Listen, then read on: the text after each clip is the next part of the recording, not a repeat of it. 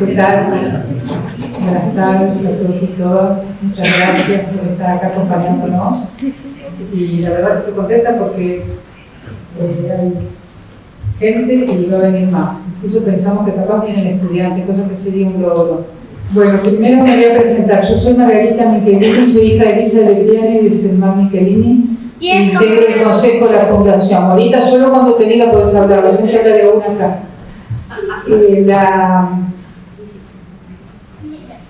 Llegamos a esta conclusión con Cecilia para los 100 años cuando se cumple 100 años del nacimiento de Selmar, presentar investigación de su actividad periodística, que no es tan difundida como el resto de la actividad de él, y tampoco está asociada directamente con el crimen y los tiempos más negros que se vivieron en Argentina, bueno, nosotros, pero mucha gente, toda la población, los que estaban acá, los que no estaban.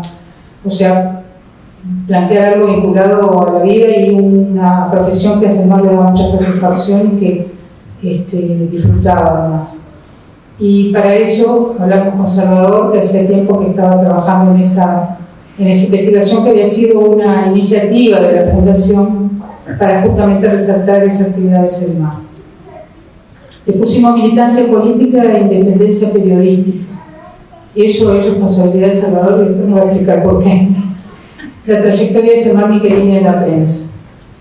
Y antes de contarles un poco cómo va a ser la actividad, queremos agradecer a las autoridades de la facultad, al decanato, a la decana, Gladys.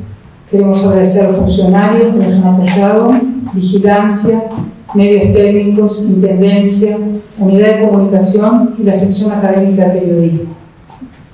También a ustedes, por supuesto, a Salvador, Virginia y Gerardo, que nos acompañan, y a Lara, en la persona de Lara Estela, a toda la gente vinculada a la Fundación, que trabaja en la Fundación o que colabora para que nuestras actividades sean posibles.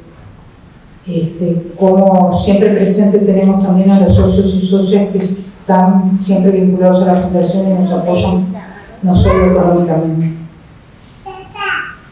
Primero, en la vida de Selmar como periodista, su actividad, los contenidos de lo que hacía, la trayectoria y todo eso, es el contenido de la investigación que culminó Salvador de hacer. En la actividad va a hablar primero Salvador y después Gerardo Albistu y Virginia Martínez van a ubicar la época en la que Selmar actuó en los años 60 y 70, vinculados a el tiempo que trabajó la investigación Salvador, y nos va a contar un poco sus características y todo de la actividad. Y después, si llegamos ahí, se supone que yo le iba a hacer unas preguntas a Salvador de lo que me interesa o de lo que haya quedado pendiente. Y en el público, ustedes pueden preguntar por escrito, allá en la punta hay una planilla para anotarse lo que quieren, el certificado de asistencia, y por ahí hay papeles que no sé quién los va a repartir para las personas que quieren hacer preguntas por escrito. Por otra parte, lo que faltaría decirles, y si me olvido de algo, Cecilia, me decís, es que ese banner que está ahí son fragmentos del primer editorial del semanario Hechos, que fue un semanario que en el año 63-64 salió por un corto lapso, que después se convirtió en diario, que lo dirigía Selmar y Renan Rodríguez, y que fue creado por Selmar y un equipo periodístico, y ahí pusimos algunos fragmentos del primer editorial. Bueno, ahora correspondería que empiece a hablar Salvador y lo voy a presentar. Nació en Montevideo el 30 de abril de 1966. Es periodista, escritor y guionista. En la actualidad es editor del semanario Brecha. Entre los libros publicados, algunos títulos nada más, figuran Pólvora y Tinta, Andanzas de bandoleros anarquistas en coautoría con Alejandro Pérez Couture. Pepe Mujica, de Tu papá el presidente, junto a María Tergilio. La causa armenia entre la Ararat y Uruguay, con Gerardo Gaetano y Mauricio Rodríguez, y Sereni, un activista del siglo XX que fue Premio Nacional de Literatura del Ministerio de Educación y Cultura en 2016. En 2017 obtuvo el Premio Nacional de Urbanismo otorgado por el Ministerio de Vivienda en la categoría Comunicación Social, y en 2023 produjo y guionó el podcast Nuestra Ilíada acerca de Montevideo durante la Guerra Grande para el programa Rutas Culturales del Ministerio de Educación y Cultura. Salvador, tuyo. La invitación que le hicimos a ustedes es esa tensión entre militancia política y compromiso periodístico. Yo me encontré un poco de casualidad porque Gerardo Gaetano me convidó a llevarlo a coordinar un seminario sobre Selmar hace ya muchos años, en 2016, y entre las ponencias, en particular había una de Margarita que se dedicaba a aportar algunos elementos para aproximarse a la historia del semanario Hechos. Y esa fue como la primera vez que pensé que Selmar podía haber sido periodista en serio, porque ¿no? Todos los políticos eran un poco periodistas en su tiempo, ¿verdad? No había ninguno que lo escribiera editorial, columnas de opinión, muchísimos tenían sus propios medios, pero ahí empecé a ver que había algún otro tipo de interés por el periodismo en Selmar, más allá de que tenían todos los dirigentes políticos por tener un espacio donde expresar sus argumentos. Y el hecho de que un político pudiese a su vez ser periodista es algo de verdad, era una cosa que yo en el oficio experimento que es cada vez más inconcebible, ¿no? Hasta poder casi pecaminoso sugerir que puede haber condiciones entre un ámbito y otro. Estoy pensado mucho antes de todo esto de Blanquita Rodríguez y la Silva de Soteros. Se los puedo asegurar. En el 2016 estaba preocupado por eso porque era lo que veían en las generaciones jóvenes de periodistas, cuanto más jóvenes, más hondo sentían esa diferencia, al punto de que recuerdo un compañero joven que vivía con particular énfasis esa contradicción. Recuerdo como si fuera hoy el día que me dijo: Salva, yo era su jefe, no su editor, y él vino como a confesarse y a decirme: tuve que dejar mi organización política porque no puedo hacer las dos cosas. Siento que tengo que hacer una elección, ¿no? Entonces me parecía que había un tema en esa doble condición y un tema, bueno, era así, hacer estas dos cosas. Se podía, no se podía, había hasta qué punto había tensiones. Con esa pregunta recorrí el trayecto de Selmar como periodista desde el boceto, digamos. Selmar fue director de la revista de su liceo, que era el Liceo Rodó. La revista se llamaba Ariel cuando era un chiquilín de 15 años. Después, como trabajador bancario, como sindicalista bancario, participó en la misma revista AEU, donde empezaría a publicar después sus primeras cosas Eduardo Galeano, una cosa que no es muy conocida. Y cuando empezó a dedicarse a la actividad política, ahí sí empezó a trabajar en un diario de verdad, que era el diario Acción de la lista 15 de Luis Valle. Cuando se separa de Luis Valle y funda la 99 con Renan Rodríguez, crean ese semanario del que habló Margarita, el semanario Hechos, que duró unos 7 meses, y al año siguiente sale ahora como diario durante 3 años y pico. Al terminar, al fundirse el diario Hechos, Selmar pasa a trabajar paralelamente a su actividad política, todo esto siempre, ¿verdad?, como columnista de internacionales en el Diario de la Noche, y eso lo hace durante otros 3 años.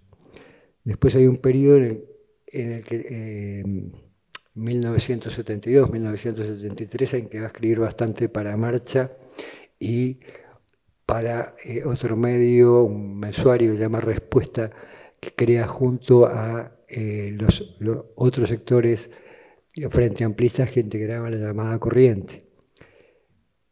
Llega el momento del exilio y finalmente en Buenos Aires trabaja para La Opinión y trabaja para el diario Noticias, a la vez que escribe algunas cosas para diarios del exterior y agencias internacionales. Ese es el periodo entonces que abarqué con la investigación, y lo que les quiero contar primero que nada para saber más o menos de qué estamos hablando. Entonces con esto ya le dejo la palabra a Gerardo.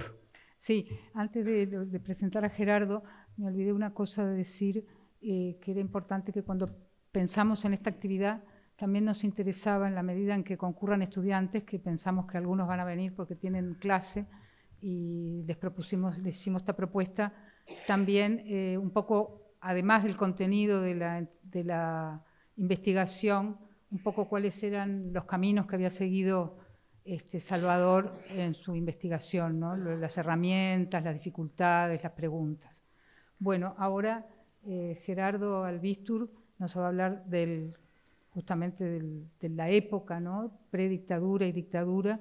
Él es licenciado en Ciencias de la Comunicación y magíster en Ciencia Política por la Universidad de la República, doctor en Ciencias Sociales por la Universidad de Buenos Aires, docente de la Facultad de Información y Comunicación, donde ha conformado equipos de investigación para el estudio de la relación entre la comunicación y la democracia. Gracias, Gerardo. Bueno, haciendo un poco estableciendo un poco el contexto histórico y comunicacional de esa época, ¿no? De la predictadura, sobre todo. Una época marcada por la censura a la prensa,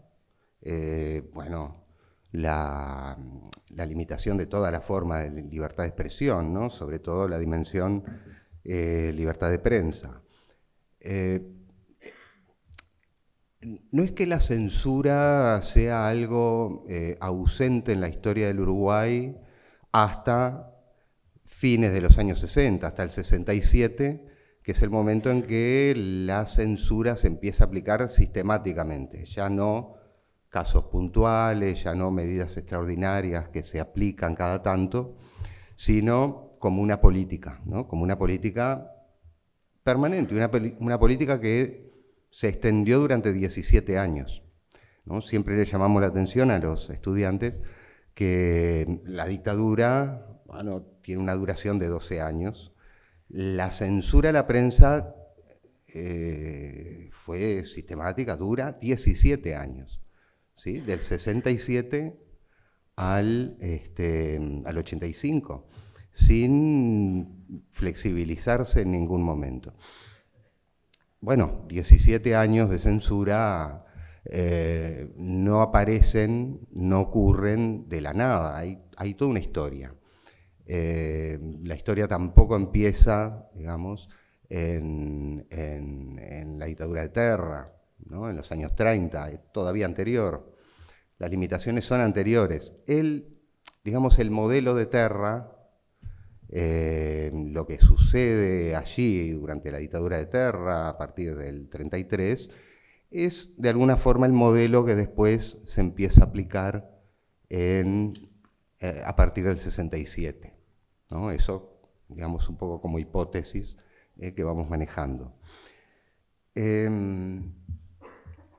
Conversábamos con Salvador a propósito de esta investigación, de este trabajo, y nos situaba un poco el comienzo del ejercicio periodístico de Selmar Michelini a principios de los 50, o en la primera mitad de los 50, más allá de su trabajo como, digamos, tenía la publicación estudiantil, ¿no?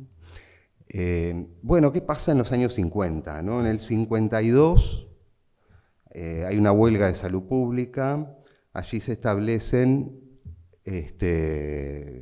medidas extraordinarias que afectan ya la libertad de expresión y de alguna forma la libertad de prensa, sobre todo la libertad o la posibilidad de difundir cualquier tipo de convocatoria a la huelga o digamos, de difundir el estado de situación de esa huelga de salud pública.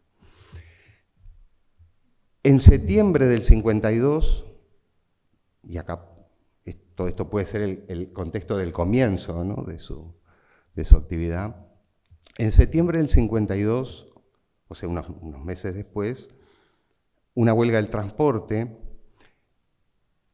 se adoptan medidas similares, pero ocurre algo entre marzo y septiembre del 52 que es significativo.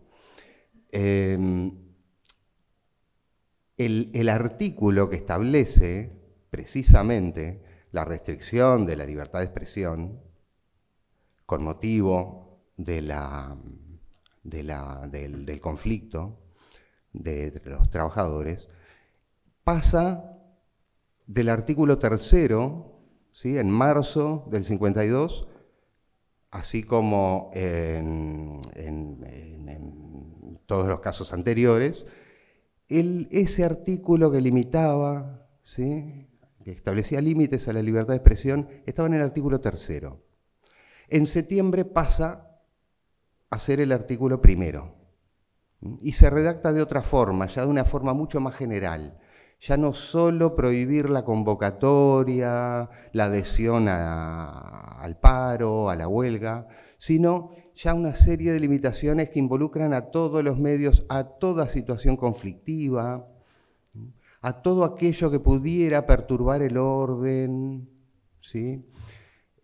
O sea que excede el hecho puntual que motiva las restricciones, ¿no? Y ese cambio es importante porque a partir de entonces siempre las medidas prontas de seguridad, cuando se aplican, lo primero que hacen es aplicar la censura a la prensa.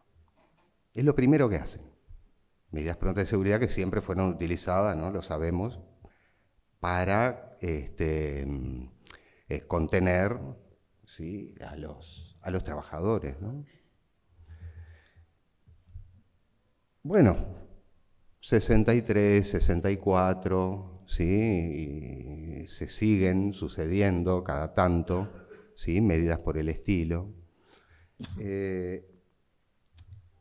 Hechos, me entero con la investigación de Salvador, aparece en noviembre del 65. Un mes después de una huelga, creo que de UTE,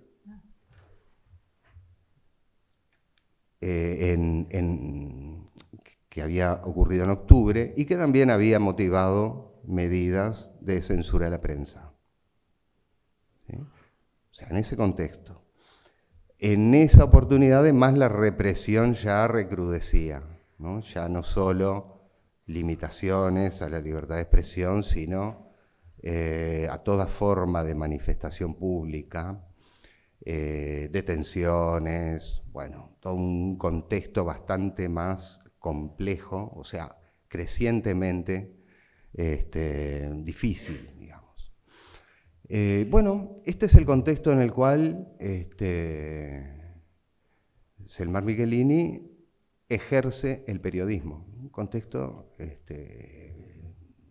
dijera Roque Faraone, un periodo sombrío, ¿no?, para la prensa en Uruguay. Un poco para terminar, para hacerlo breve, les pediría permiso para una pequeña autorreferencia. Tenés tiempo, la mitad, bueno, llegaste bien, a la mitad, tranquilo. Bien. No, pero bueno, estamos terminando igual. En algún momento manejamos la hipótesis de un dilema de la prensa en ese periodo, un dilema entre la autocensura y la resistencia, ¿no? Bueno, dada la coyuntura, el estado de cosas, la prensa se manejaría entre ese dilema, o autocensurarse y sobrevivir, o intentar sobrevivir a través de la autocensura, limitarse, o resistir. Y la resistencia evidentemente era sumamente riesgosa, no solo para la permanencia del periódico.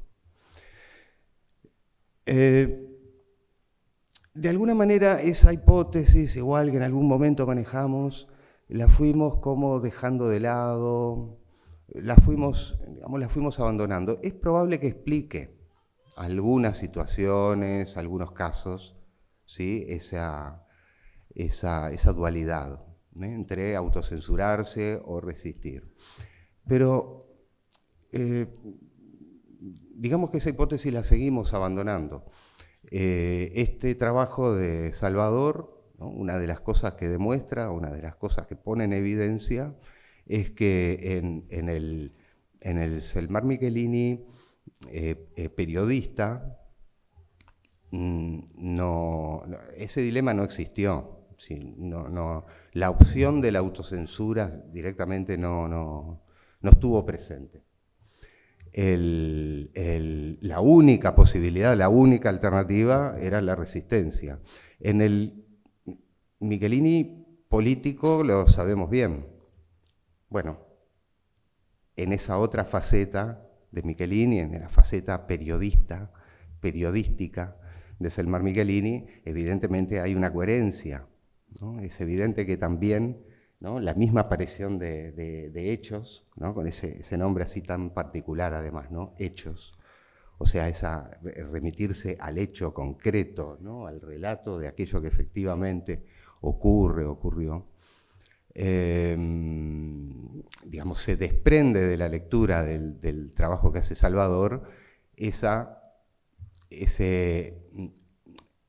no uso del periodismo, pero ese ejercer el periodismo también como una forma de resistencia.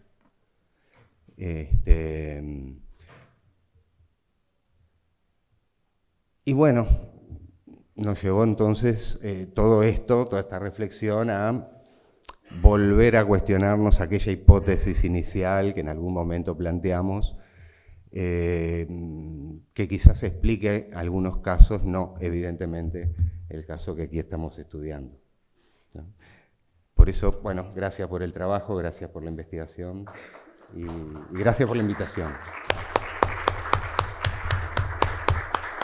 Virginia Martínez es profesora de Historia y docente de Periodismo en la Facultad de Información y Comunicación. Trabaja en la Institución Nacional de Derechos Humanos y Defensoría del Pueblo, donde se desempeña como coordinadora del sitio de memoria que está en la sede de la institución, ahí en Boulevard Artigas y Palmar, ¿no? Es además productora y realizadora audiovisual. Ha trabajado y trabaja en temas de memoria y dictadura. Gracias, Virginia. Buenas tardes. Yo quería compartir con ustedes algunos apuntes, observaciones que tienen que ver con la actividad política, la militancia política de Selmar Michelini y su condición de periodista. Eso que nos decía Salvador, que parece irreconciliable o pecaminoso hoy día. Yo lo que más he trabajado para situar un poco el periodo es los 60, 70 y sobre todo la actividad parlamentaria de Michelini. Y es un caso muy singular de un dirigente político, de un parlamentario, que muy tempranamente va a advertir y a subrayar la importancia de los medios de comunicación y de la prensa en particular en la creación de climas políticos y sociales. En eso que hoy llamamos, ¿no?, el sentido común, un sentido común, ¿no?, lo que la sociología establece como esquemas tácitos que compartimos en la sociedad.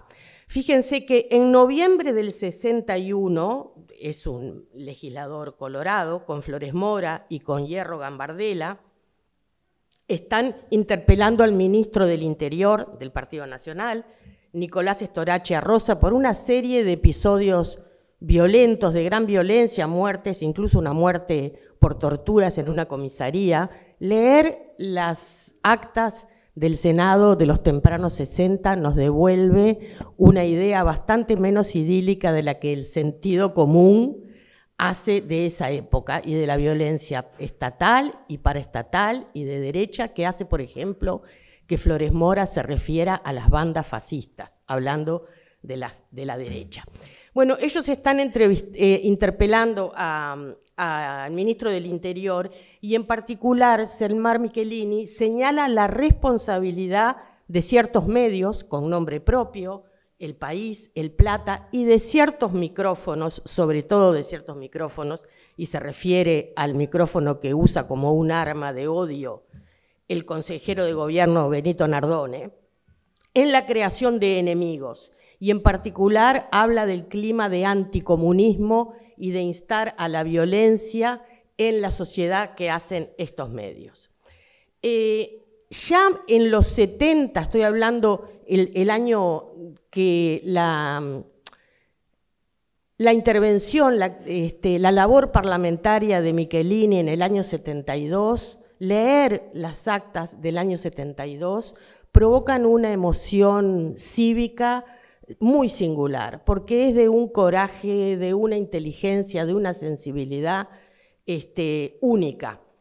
Y él ahí va a plantear, va a retomar el tema de los medios de comunicación y va a acusar a la prensa, que él llama la gran prensa, de ser reproductores de las verdades oficiales y cómplices del clima de impunidad que ha ido ganando el país. Esto es un aspecto recurrente en sus intervenciones. Michelini habla entonces del silencio culpable de acción, del día, del país. Y ya incluye ahora la televisión. Claramente, a principios del 60 la televisión no tenía el peso que ya tenía en el 70. Increíblemente habla de un ejemplo de concentración, que los canales de televisión son un ejemplo de concentración de poder informativo, y relaciona esa actitud también con las concesiones de ondas y los favores que estos deben al gobierno.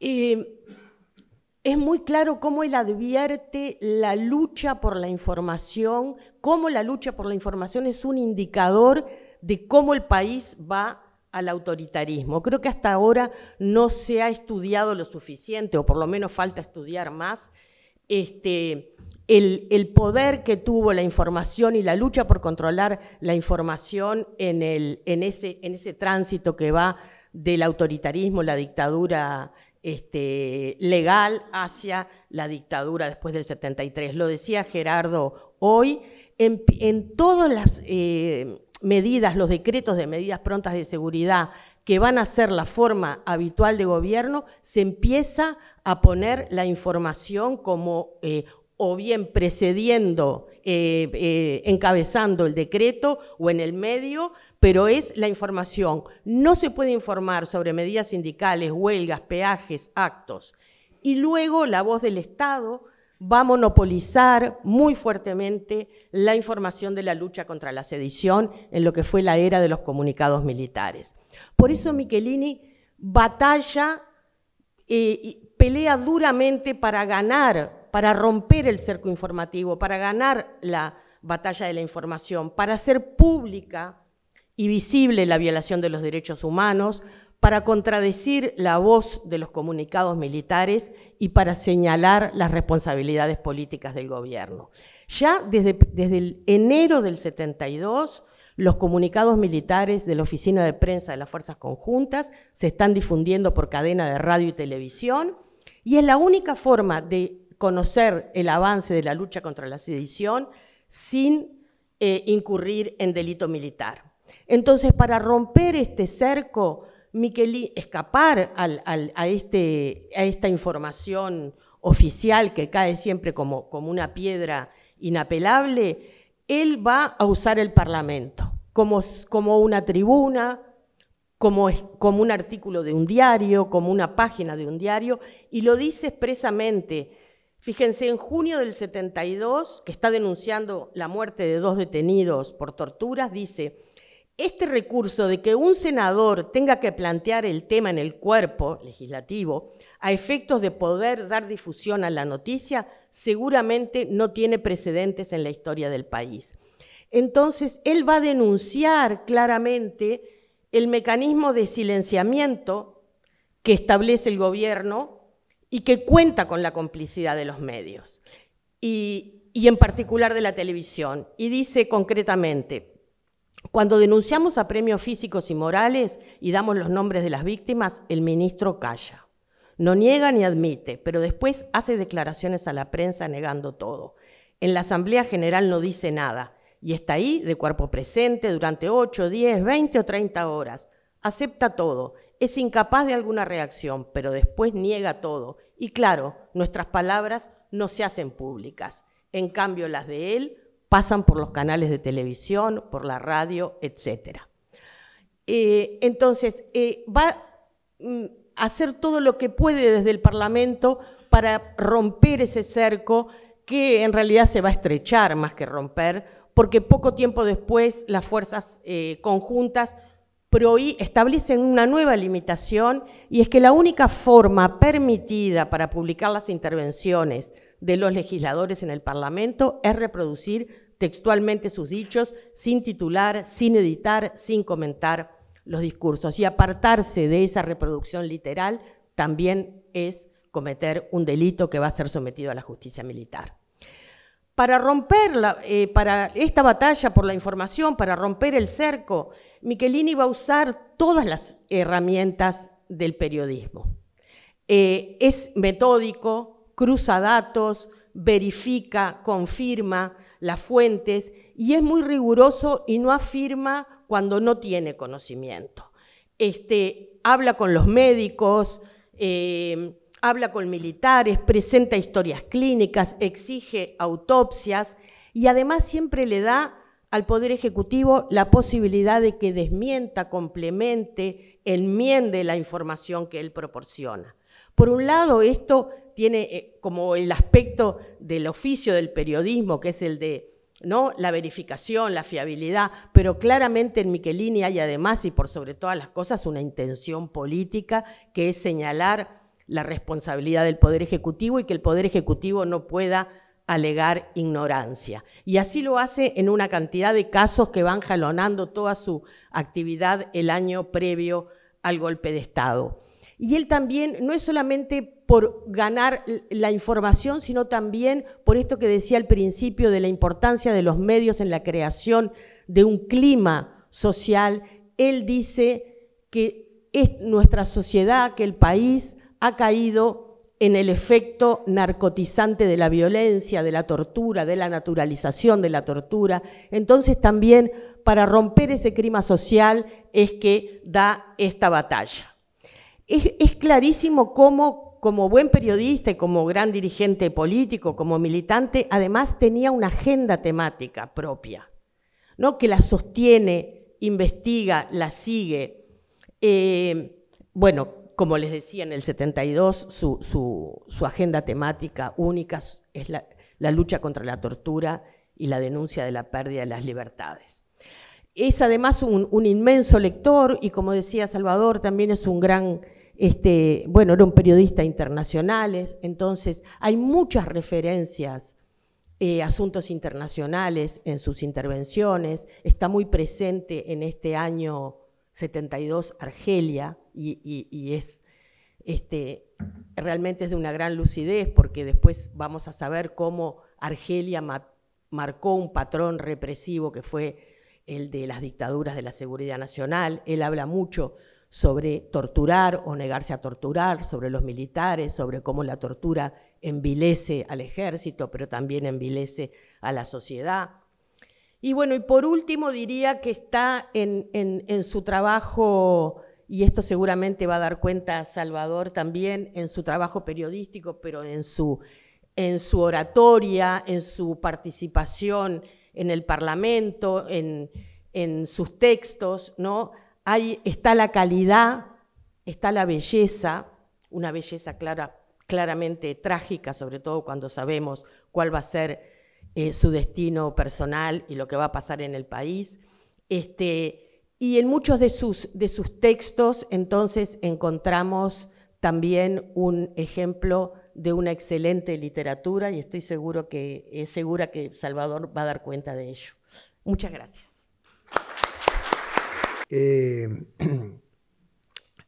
que lo primero que tendría que señalar es que es enormemente complicado hacer historia de un periodista, de un trayecto periodístico en el Uruguay de esa época, porque tenemos muy poco de qué agarrarnos, creo que tenemos poco camino transitado en la construcción de una historia del periodismo. Por suerte, Roque Faraone dejó un par de cosas, La prensa de Montevideo, un libro de 1959 que premió la Universidad de la República con su publicación, y después los medios masivos de comunicación, aquel cuadernito de nuestra tierra que están muchísimas casas, muchísimos conocerán, donde presentó una aproximación sintética a la realidad de la comunicación en Uruguay, que por sintética no deja de ser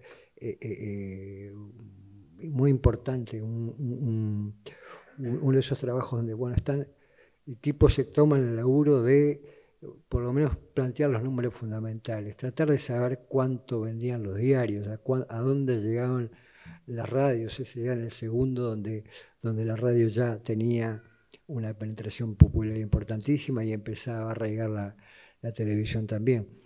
Pero es una labor bastante solitaria.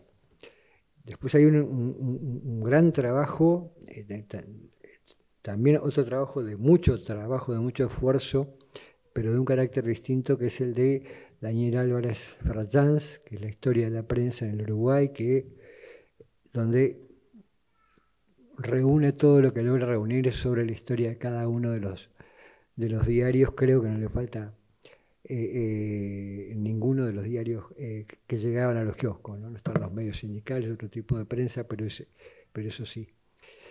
Y bueno, después hay muchos trabajos de cosas sueltas, ¿no? Un periodo de época,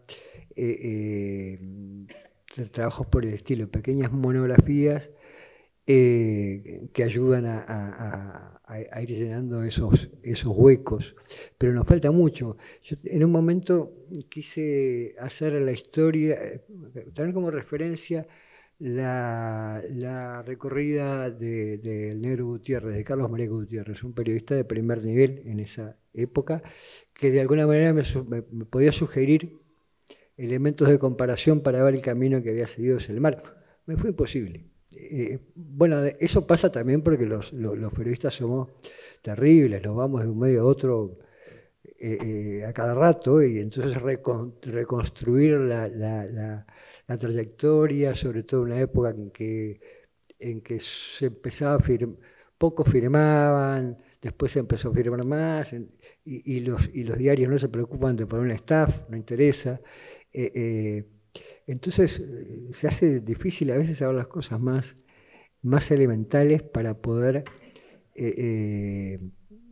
situar adecuadamente un trayecto periodístico. Fundamentalmente se siente una cosa que sentí fue la enorme dificultad para poder establecer comparaciones, porque ¿cómo saber si Hechos Diario, qué singularidad tenía Hechos Diario, qué aporte hizo Hechos Diario que no estaba haciendo el Popular o que no estaba haciendo Acción? ¿Cuál era su caracterización específica? Bueno, para eso tengo que comparar. Faraone, por ejemplo, cuando hizo La prensa de Montevideo, fue con una regla y empezó a medir, nos dio los porcentajes de espacio que en las páginas dedicaba cada diario a la publicidad, el porcentaje de espacio que dedicaba a las internacionales, a las nacionales. Uno se hace una idea bastante clara de los contenidos, de qué ofrecía la prensa en el año 59 cuando hizo esa investigación. Pero es una investigación aislada, no tenemos eso después sostenido en el tiempo. Entonces, cada comparación que tenía la tenía que hacer yo. Y eso lleva tiempo, ¿no? Sobre todo cuando uno habla de diarios, cuando uno habla de semanarios, es más fácil. Con Hechos semanario era más fácil, porque además Hechos había salido durante solo 7 meses. Entonces hay una cosa que podía hacer y hice, por ejemplo, que era comparar las tapas, las 27 tapas de Hechos semanario con las 27 tapas de Marcha semanario, que podían ser muy parecidas, ¿no? Porque era toda gente de izquierda mirando la misma realidad y saliendo una vez por semana. Inclusive compartían algún periodista. Y sin embargo, hay diferencias muy importantes. Por acá, perdónenme, porque de memoria no recuerdo, pero las tapas de Hechos, de esas tapas de Hechos, 8 denunciaban situaciones de miseria, mendicidad infantil, trabajos precarios, hambre, y sobre todo le interesaba muchísimo a Hechos la precariedad habitacional, el cantegril, pero también otras formas de precariedad, la vida penosa que llevaban en muchos galpones, en diversos galpones municipales, la gente que veía como esperanza la casita ofrecida en la unidad Misiones o la unidad Casaballe. 7 tapas denunciaban el deterioro de algunas instituciones del Estado, como hospitales, escuelas, rurales, la caja de jubilaciones. Y el resto de las tapas se dedican a otros aspectos de la carestía. Una sola de las 25, siendo un medio de la 99, un medio de un partido y de un sector, y habiendo nacido declaradamente, entre otras cosas, para divulgar las posiciones del sector, una sola de las 27 tapas se dedica tiene un contenido partidario político, de autobomba, digamos. Me pareció, creo que es curioso.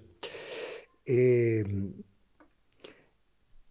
cambio, si me voy a las tapas de Marcha, de esas 27 tapas, solo 4 remiten... y hay una tapa me salteaba una tapa de Hechos que está dedicada a un episodio internacional. Pasa todo lo contrario... ¿La muerte de Kennedy? Que la muerte de Kennedy. Pasa todo lo contrario en las tapas de Marcha, donde la enorme mayoría son de contenido internacional. De las 27, solo 4 refieren a la crisis, y hay una muy cómica. El primer censo nacional fue el éxodo del pueblo oriental, que eso seguro que salía del arteísmo furibundo de don Carlos Quijano, y que remitía que se estaba levantando después de 55 años un nuevo censo de población, el de 1963, en ese momento. Entonces digo, lo traigo a colación porque me parece que ponerle pilas al desarrollo de una historia de los medios nos puede ayudar a entender muchísimas cosas. Cómo ya ahí, por ejemplo, vemos 2 sensibilidades dentro de la izquierda uruguaya, 2 sensibilidades distintas, dos planteos distintos de qué poner, sobre qué llamarle la atención a las personas, a los lectores. No es que después los temas adentro no se trataran, ¿no? Pero la tapa es como un indicador. Y bueno, a mí me parece que esto me permite ya pasar a hablar de lo que creo que es la segunda cosa importante con la que me encontré. Hugo Alfaro dijo una vez que cuando Galeano pasó a dirigir Marcha, sacudió la tapa como una sábana, ¿no? Sacó todo el polvo y la dejó limpita, preciosa. Las tapas mal diagramadas, con descuido, donde solo importaba el texto y su elocuencia, más de la época de Quijano, pasaron a hacer otras tapas donde había toda una idea de cómo aquello debía ser presentado gráficamente, limpieza, orden en la imagen. Me parece que es un buen signo, un buen símbolo de algo que estaba pasando en muchos lugares de la prensa uruguaya en ese momento, y algo de lo cual Hechos Semanario primero y Hechos Diarios después fue un elemento muy relevante. Y es importante saber que eso estaba pasando cuando la prensa vivía una crisis tremenda, no solo por el creciente peso de la censura.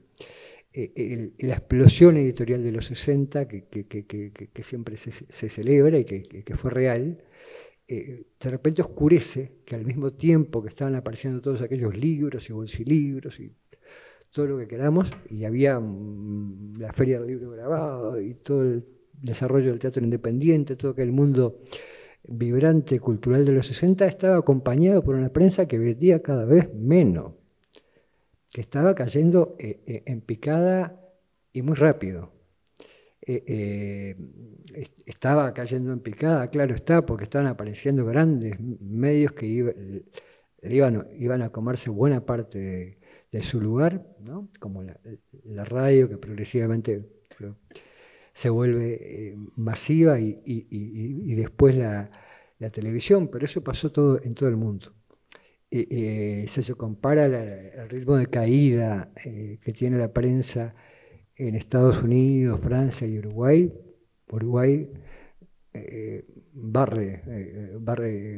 es donde cae más rápido por lejos, ¿no? Y eso se marca en dos grandes conflictos gremiales que tuvo la prensa en el 59 y después en el 67. Pero en esa crisis económica hay quienes apuestan a renovar el periodismo como forma de darle vida, y logran sostener esas propuestas renovadas. Y yo creo que el semanario Hechos y el diario Hechos fueron un ejemplo muy fuerte de eso, pero no los únicos. Creo que es una linda cosa investigar cómo estaba pasando eso en muchas partes. En buena medida, creo que aunque fue breve, un medio que fue un representante muy fuerte de esa idea de, bueno, ¿qué podemos ofrecer específicamente los que hacemos periodismo escrito que no puedan hacer mejor la radio ni la televisión? Que es la revista Reporter, el Lunes Reporter, de donde viene César Di Candia, la revista por la cual César Di Candia conoce a Selmar. César Di Candia conoce a Selmar entrevistándolo para Lunes Reporter. Y la creación de ese lazo entre el negro Di Candia y Selmar es después el eje en lo periodístico, tanto de Hechos Semanario como de Hechos Diario. Me parece que no es casualidad, creo que se puede tender una línea de continuidad entre un experimento y otro. Me parece que en esto Selmar hace una muy buena decisión periodística, no como el periodista que va a hacer la nota, sino en tanto director y conductor de medios, como me parece que es una gran decisión periodística traer los elencos que traen él y Di Candia, que son, ya les digo, socios inseparables en ambas cosas. En el semanario Hechos, por ejemplo, no los voy a mencionar a todos, pero hay algunos que está bueno recordar. el Semanario de Hechos tiene nombres ya gloriosos como Emil Rodríguez Monegal, que venía de ser 10 años jefe de cultura en Marcha. Gente que creo que después no volvió mucho al periodismo, como Manuel Martínez Carril, que hace notas de sociedad y escribe con ese mismo estilo seco y conceptuoso que después los viejos programas de Cinemateca nos empezaron a traer, y bueno, que ha continuado en algunos de sus herederos. También integraban la redacción del semanario con contribuciones importantes Fernando Ainsa, Carlos Varela, Gleia Geravide, Leopoldo Novoa y Jorge Bassani, que escribía sobre fútbol y lo hacía muy bien. Y en la segunda etapa, la más larga, la de la etapa del diario Hechos, donde hay gente que persiste, como Ainsa, como Bassani, allá aparecen otros nombres también pesados, o que se hacen pesados en su propia, a partir de su propio trayecto por Hechos, o que van a mostrar, o que van a brillar más por otras cosas después, pero vinculados a lo que hacían en Hechos. En la página sindical, por ejemplo, en el diario Hechos, estaba bajo la responsabilidad nada menos que de Héctor Rodríguez, el obrero textil, que había sido diputado del Partido Comunista, que había roto con el Partido Comunista y que seguía siendo uno de los dirigentes más importantes de aquel movimiento sindical. Qué poquito. Franklin Morales se inició y se hizo conocer a través de Hechos. Franklin Morales, que escribía para la Gaceta de la Universidad nada más sus comentarios sobre fútbol, fue descubierto por el Negro Di Candia y se lo trajo, y en Hechos empezó a mostrar que se podía ser un intelectual del periodismo deportivo con todas las letras. Y estaría bueno que yo recoger alguna vez, por ejemplo, la serie de entrevistas a jugadores de fútbol donde hablaban de casi todo, salvo de fútbol, pero al cabo eso lo permitía que el fútbol se entendiera mucho mejor. Mario Jacob, el futuro cineasta, era el que dirigía la página cultural donde participaban Gabriel Saad, el traductor de Felisberto Hernández al francés, profesor de la Sorbona actualmente. Pero era un diario con una vocación fuertemente popular, entonces no solo tenían un fútbol con un elenco como el que integraban Morales, con Jorge Bassani y unos cuantos más, sino el mejor cronista de turf que había en ese momento, que Di Candia se lo robó al diario El País, como que era no he podido establecer su nombre de pila, es el gordo o el petizo Rodríguez Larreta, es de la familia de los Rodríguez Larreta, eso es lo que está claro. Y que Di Candia se lo trajo al precio que el tipo pidió. Era muy importante tener el mejor. Edgar Chell en la parte de fotografía, Tabaré en el dibujo, o Pancho Graez también empiezan a dibujar en prensa con Hechos.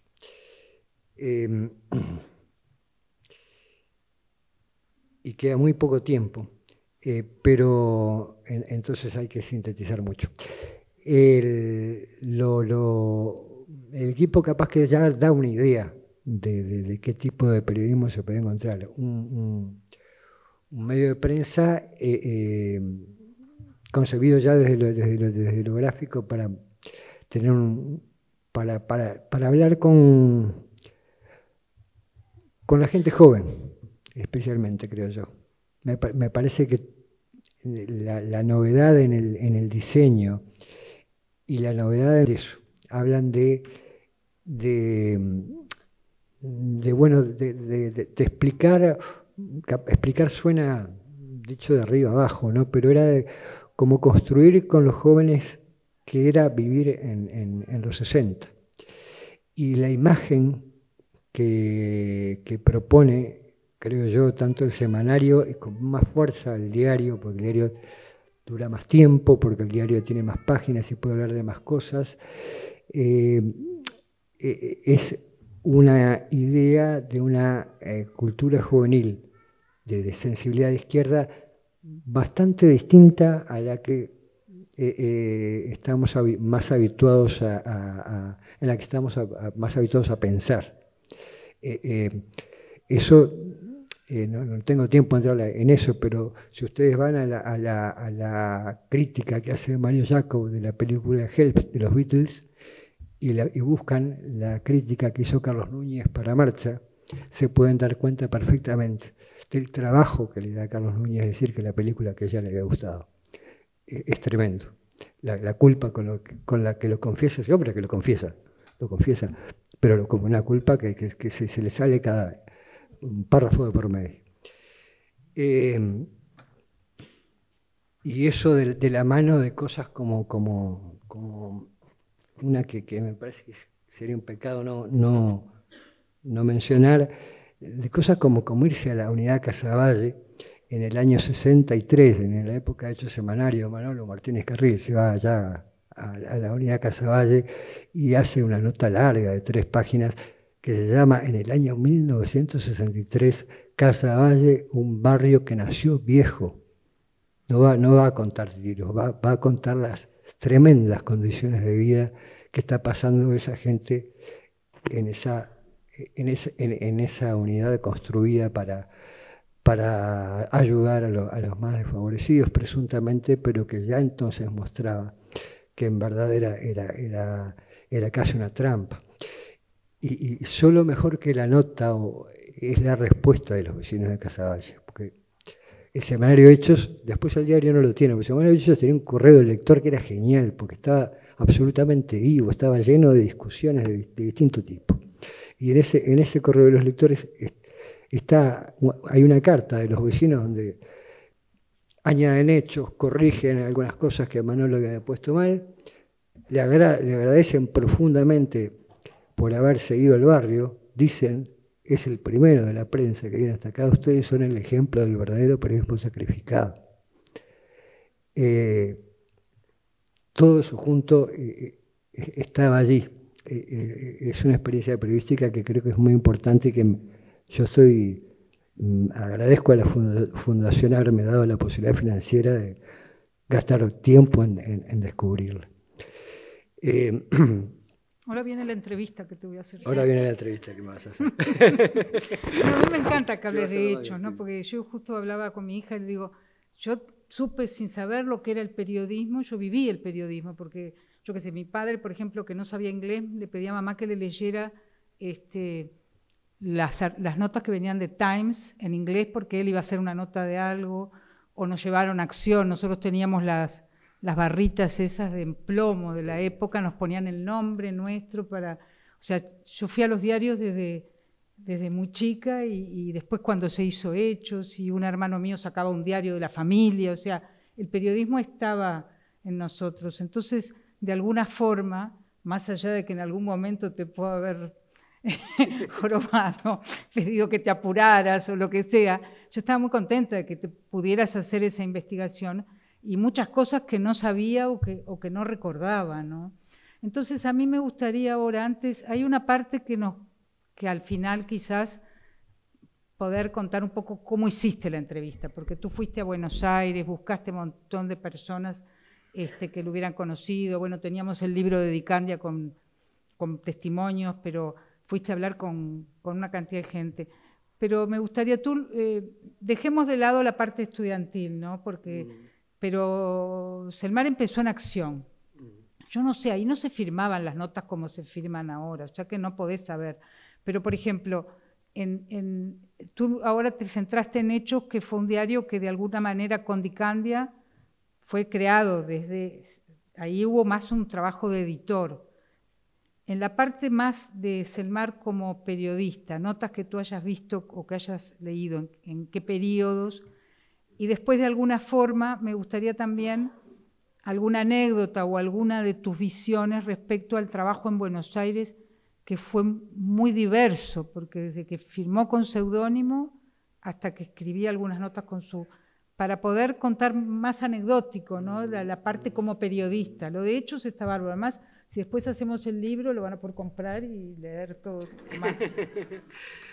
Bueno, Selmar como periodista, lo primero que es claramente atribuible son las crónicas de viaje que publica en Acción. Que En Acción. Él viaja como diputado 3 meses a Estados Unidos y después va a estar 1 mes y medio en China y va a pasar por Checoslovaquia y por la Unión Soviética y por Israel. Y de esos viajes escribió crónicas para Acción, que esas sí salieron con firma y a veces inclusive con su foto en la página editorial, y que son deliciosos, y que son me parece que muchas de ellas a uno le dejan claro que tiene mucho que hacer en esa con la máquina de escribir, que estaría bueno que siguiera. También en Acción se puede reconocer, a veces en Acción tenían la página política, se la empezaron a turnar los jóvenes para editarla. Que cada semana era uno de los jóvenes turcos encabezaba la página, entonces sabemos en qué semana le tocó dirigir a la página Selmar, porque en ese caso sí aparecía el nombre de quien estaba editando la página. Por ejemplo, le tocó algo que habría que, me hace un comentario, merecería un comentario aparte, que es cubrir el duelo entre don Luis Valle y Melico Rivas, como el nombre, el general Rivas, que estaba... El duelo de Valle, de Valle con Rivas. Ah, sí. ¿Pero ese lo cubrió Selmar? Ese se cubrió bajo las órdenes de Selmar. Andaba Sanguinetti por ahí, estaba Onetti también por allí. Había un periodista español que trabajaba en Acción, que no recuerdo el nombre, en el lugar de los hechos, y ellos estaban desde la redacción recogiendo la información que les mandaban desde el lugar del duelo y otros elementos conectados con eso. Eso, ¿no? Me dan ganas de leerlo, ¿no? Porque más no murió Rivas, que en el caso de... No, el viejo Valle fue el que mató a uno, ¿no? Sí. No, Luis no se llevó a nadie. Y pasó mal él en ese duelo. Eso es lo primero que me preguntaba sobre... Eso te pregunté y quería lo de Buenos Aires, pero ahora se me ocurrió también cuando escribió En Marcha, que ahí era más opinión que sí, ahí firmaba con su... Es difícil, como es político y es periodista, y como esas cosas, esas categorías se mueven en el tiempo, al mismo tiempo que Selmar está escribiendo, y hasta hoy, metodológicamente fue una cuestión difícil, y yo no sé si resolví bien. En Marcha es análisis político, y a veces la frontera entre el análisis y la columna, que uno diría, bueno, esto no es periodismo, esto es una argumentación política de alguien que quiere convencernos de que vayamos para acá. Es como una frontera difícil, ¿no? A mí me dio un trabajo bárbaro y no creo haber resuelto bien todos los problemas que eso me planteó, pero lo que está claro es que está presentado como análisis, y que no se nos pasa gato por liebre, ¿no? En eso Selmar es claro como el agua, y no le provoca, y allí no parece haber tensión de ninguna especie. Nunca me lo encuentro peleando con los hechos que conoce y que puede probar y asegurar son hechos, y las opiniones son otra cosa, y los análisis otra cosa, con toda claridad en la presentación de los textos. ¿Sabes, Salvador, que yo tengo recuerdo, por ejemplo, en eso, que fue una de las cosas, acá los más veteranos se acordarán que hubo un episodio en el 64 tiene que haber sido, porque era Hecho semanario, pero bueno, estoy segura, de que unos jóvenes en Pocitos salieron un poco borrachos a hacer peaje en la calle de Pocitos. Algunos, por ejemplo, Dubra era uno, que me acuerdo, eran muchachos conocidos, algunos de familias más pitucas, otros no, y fue la policía. Y yo recuerdo en casa haber oído hablar y decir, yo llamé, porque uno de los chicos era hijo de un correligionario papá que además trabajaba en el diario, en Hecho Semanario. Entonces dijo, yo le tengo que decir que voy a poner todos los nombres, pero que él no se entere por el diario, tiene que saber por mí, porque yo tengo que poner esto, porque esto es lo que pasó. Y a mí eso me quedó grabado. En las columnas de Marcha, seguramente la parte de lo que él pone como hechos es lo que sucede y después hará su análisis, ¿no? ¿Por qué decís que podés haberlo resuelto mal, tu análisis de eso? No, que es análisis y que es un editorial político, ¿no? Porque si hubiera tenido que trabajar sobre los editoriales políticos del mar, tenía preciso otra investigación, Margarita, que me financien, porque eran claro, miles y miles de páginas más. No, pero a veces un buen periodista siempre tiene su pensamiento, entonces tú decís, bueno, que te plantee los hechos como son y que de ahí él hace su análisis, pero que no te pase gato por liebre. Eso fue en Marcha, que fue el último tiempo, porque él además ahí era legislador. Claro, pero antes por ejemplo, están esos 3 años, que es un montón de tiempo, firmando, no con su nombre, sino con Marco San Sebastián, que era el seudónimo que se había inventado para escribir para hacer comentarios internacionales. No, porque él quedó en Sauce y además le pagaban por eso. Claro.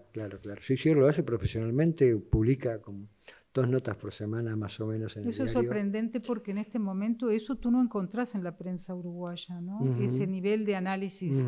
La gente tiene que leer más bien prensa de otro lado, ¿no? Y es muy interesante cómo lo hace con independencia dentro del diario, ¿no? El diario de La Mañana y el diario de Ceusa con directores riveristas, pero en la página 2, donde van las internacionales, tenés el comentario de Selmar sobre los cambios en el catolicismo de los 60, donde, no sé, pero uno se queda con la idea de que ahí están pasando cosas buenas, y en la página de enfrente, que es la editorial del diario, unos denuestos contra estos curas comunistas que son espantosos. Y todo eso en el mismo diario. A mí me llamó la atención, yo suponía que Manini Ríos no tenía autoridad para tirarle de las orejas al mar y decir lo que tenía que decir, pero está impreso, las evidencias están impresas, como están impresas que Manini negando el empleo de napalm en Vietnam, y en La Mañana y Selmar en el diario denunciando o contando lo que estaba pasando en Vietnam al mismo tiempo, ¿no? Eso a mí me llamó mucho la atención. Nos queda poco tiempo. Ahora podemos hablar más porque se va la gente o se queda y vemos. Se queda con toda libertad. No. Pero ahí me pasa antes de lo de Argentina, ahí lo que tú decís de lo internacional, una cosa que me parece interesante es también la dificultad que había para las fuentes, ¿no? Porque entraba mucha prensa extranjera, pero tenías que... Y era la Guerra Fría, en plena Guerra Fría dura, ¿no?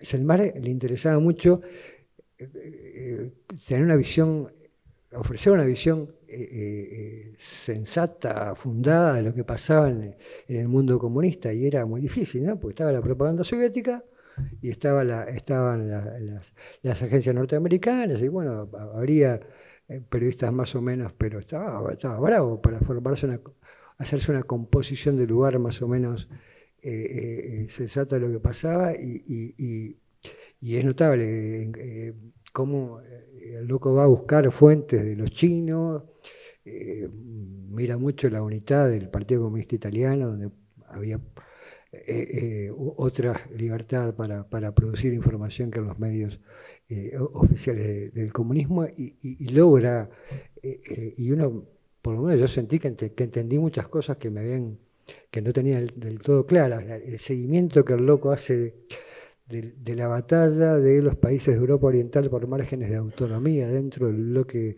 soviético es interesantísimo. A veces le erra, a veces le acierta de una manera genial, como cuando, no sé, como 3 años antes empieza a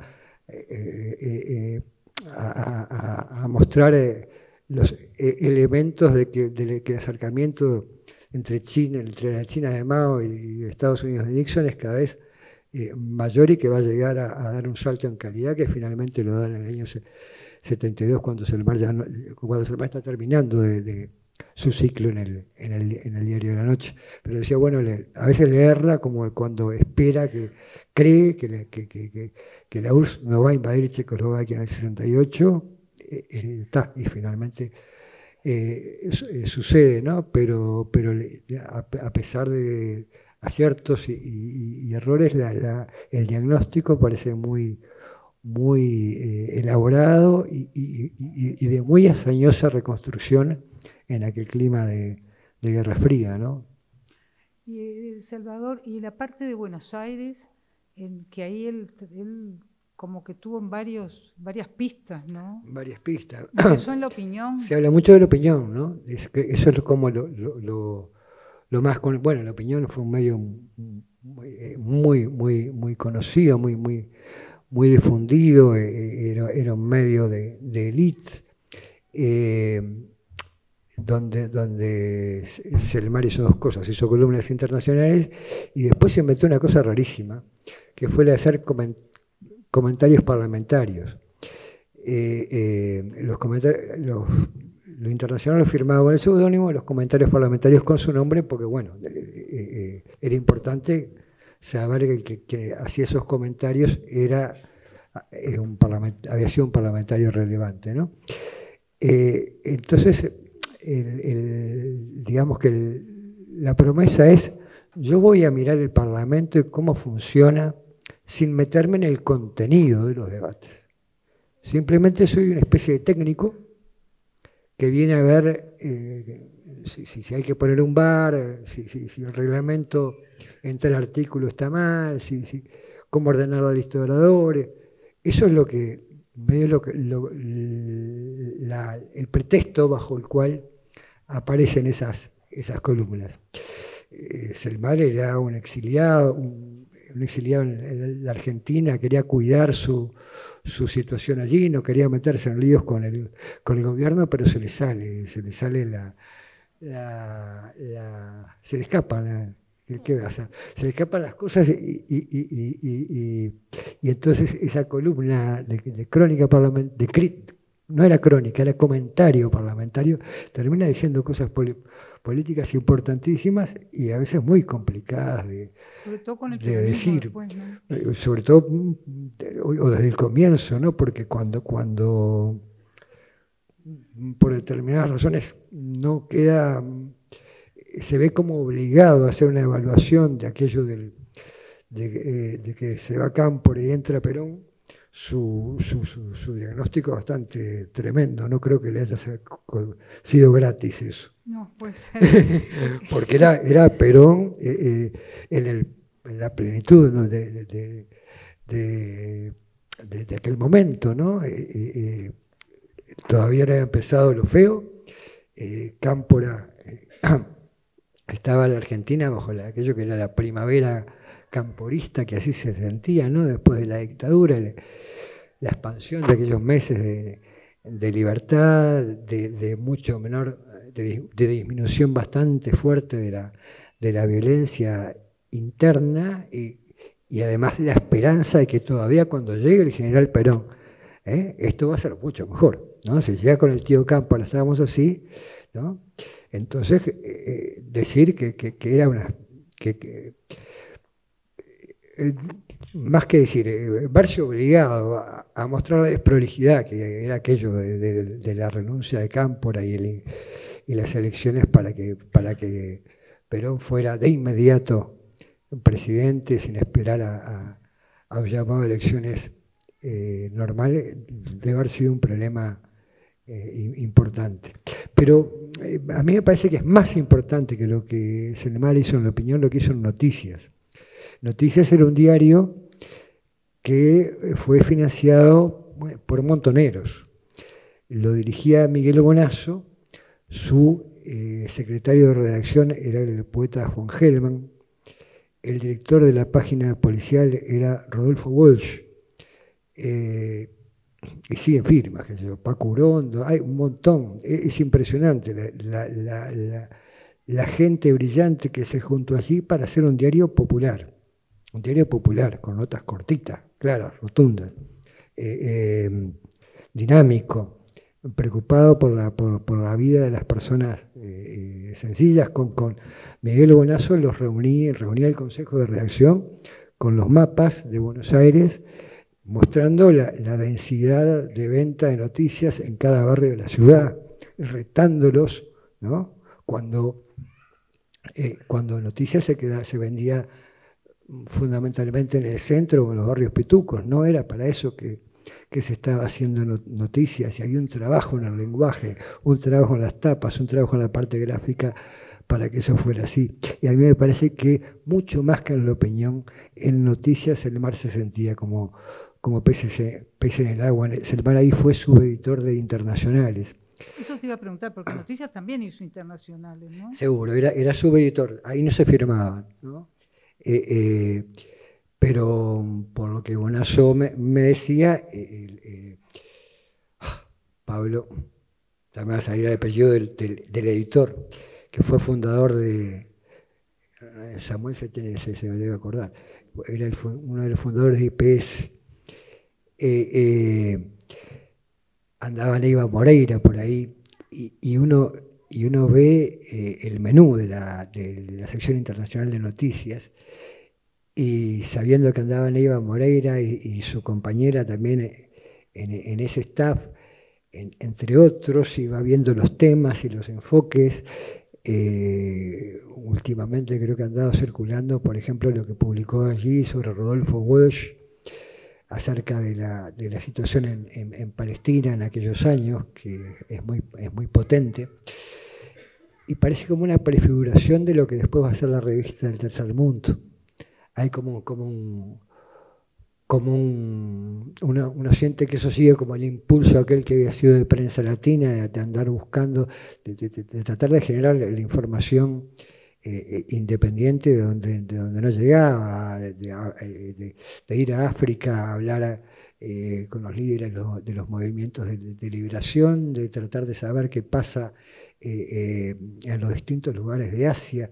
¿Pero eso iban, tú decís que iban directamente? ¿O había algunos iban, algunos generaban contactos? Bueno, se han abierto muchas cosas, pero uno de los propósitos nuestros también era ver que si venían estudiantes pudiéramos hablar de cómo había sido la herramienta, las herramientas, pues tú te enfrentaste a una situación de hacer una investigación periodística, como tú decís, con dificultades, había algún material, pero disperso, y o sea, ¿con qué te encontraste? ¿Cómo fue el camino que tú te planteaste para hacer? Porque nosotros con la Fundación te dijimos, hacé, pero no, nunca conversaste con nosotros. Habrás conversado con Gerardo Caetano o con alguno de tus colegas.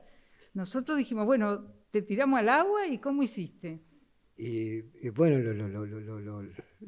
me parece lo más natural y esperable que estaban los medios de prensa en las bibliotecas. El diario Hechos solo está en la Biblioteca Nacional, que no está en su mejor momento. Lo digo porque, bueno, hay que cuidarlo. No hay copia en la Biblioteca del Palacio del diario Hechos. Sigue el semanario, que está en la Biblioteca Nacional, en el Palacio, y en la Fundación también hay una colección.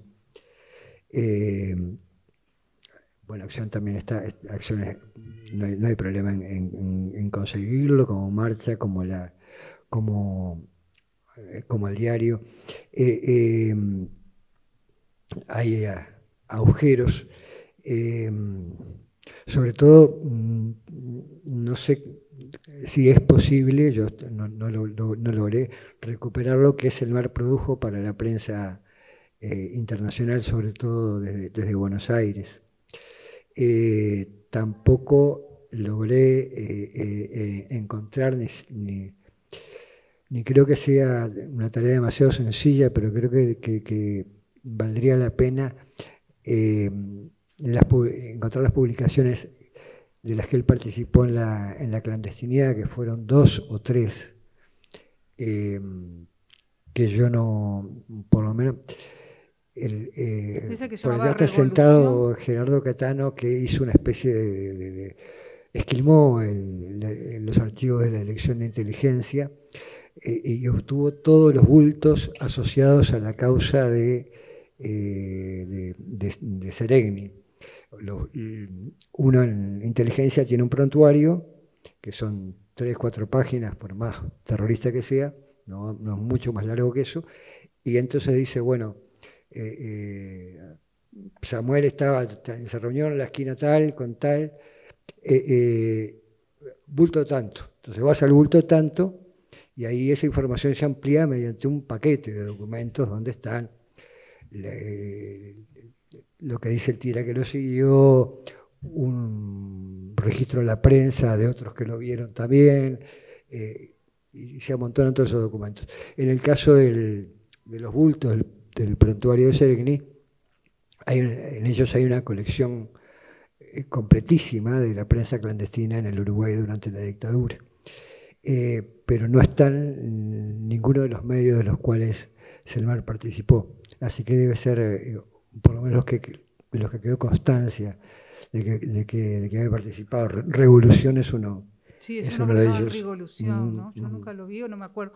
Y de las entrevistas que hiciste, ¿cuál fue la que más te impactó, la que de alguna manera, o cuál fue más difícil, o alguna anécdota así más de esa peripecia tuya de cuando fuiste a Buenos Aires, o alguna anécdota de esas que decís, bueno, fui a ver a alguien que no me iba a dar nada y se llevó una sorpresa, o al revés? Miguel Bonazo, el director de Noticias, por ejemplo, fue en el caso de la entrevista con él fue el cariño que ese hombre le tenía, a mí me llegó muy fuertemente. Y en particular un pequeño cuentito de un momento en que después de aquel episodio del 1 de mayo del 74, cuando Perón expulsa a los montoneros de la Plaza de Mayo, y las contradicciones se hacen cada vez más violentas en la propia interna del peronismo. En Noticias, que quedaba a pocas cuadras de la Plaza de Mayo, podía ser una víctima. Se decía que venían a dársela en esa jornada. Entonces Bonazo llama a los que son periodistas exclusivamente profesionales, otros eran del movimiento, eso los tenía que aguantar. Pero había otros que eran profesionales, como Selmar, por ejemplo. Entonces le dice, bueno, muchachos, tememos que va a pasar esto, los que quieran irse a su casa, por supuesto. Y bueno,